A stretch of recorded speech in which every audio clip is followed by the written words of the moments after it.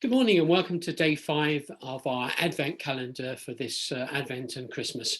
As you know, we've been looking at the pictures that Fran's embroidered on her homemade Advent calendar. So here it is. And I'm going to ask Fran to take away the label and we can see what our picture and our verse is today. And behind the label today we have a Oh, candle. a candle. Oh, very nice, very pretty. And the verse is? The verse is Isaiah 9 verse 2. Isaiah 9 verse 2 says, "The people who walked in darkness have seen a great light, and those who lived in the land of darkness, on them light has shined." Those words from Isaiah 9 verse 2 are an ancient prophecy of Jesus coming into the world, God coming to us in flesh. A wonderful mystery and a paradox for us to wrestle with. Do you know, I love the lights that begin to appear in readiness for Christmas up and down all the streets where we live, in the houses. This morning we've seen the neighbour putting up the lights on the outside of his house. We put up the lights in church yesterday, and this morning we've been putting lights on our blossom tree in the front garden. But they give us cheer, don't they, these Christmas lights? They give us cheer and hope as the days get shorter and the nights get longer. Light emerges as a theme right at the beginning of the Bible with God's command in Genesis chapter 1, "Let there be light." And John reminds us of who Jesus is at the beginning of his gospel in another wonderful passage that we hear at Christmas. "In the beginning was the Word, and the Word was with God, and the Word was God. He was with God in the beginning. Through him all things were made. Without him nothing was made that has been made. In him was life, and that life was the light of all mankind." And this is the bit, my favourite bit, which is the bit I really love. "The light shines in the darkness, and the darkness has not overcome it."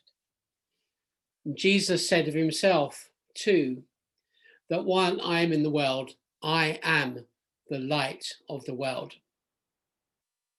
Amazingly though, in Matthew's gospel, he says of us as well, "You are to be the light of the world." And we are called to make a positive difference in people's lives, in our communities, in whichever way we can, by being that same light to other people, in serving them and caring for them and loving them and being there for them. How do we do this? Well, we become the light of the world. How do we become the light of the world, though? How do we do this? We might say that we become the light of the world by imitating Christ. But when we imitate something, we are the source.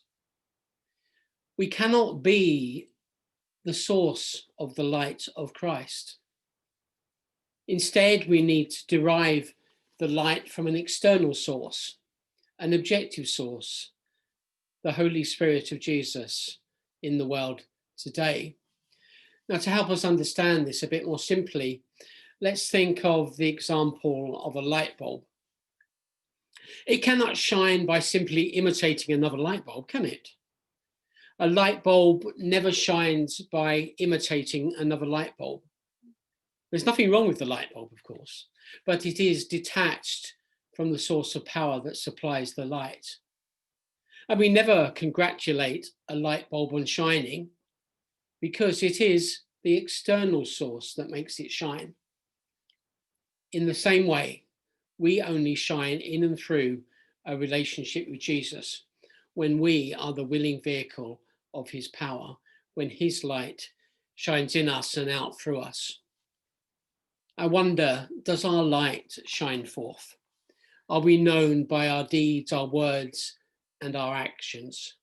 Will people recognize the light of Christ in us?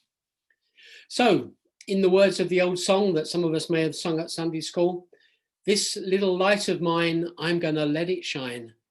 Let it shine, let it shine, let it shine." So let your light shine today, and hope you have a lovely day, a lovely afternoon, and we'll see you again tomorrow. God bless. Bye. Bye.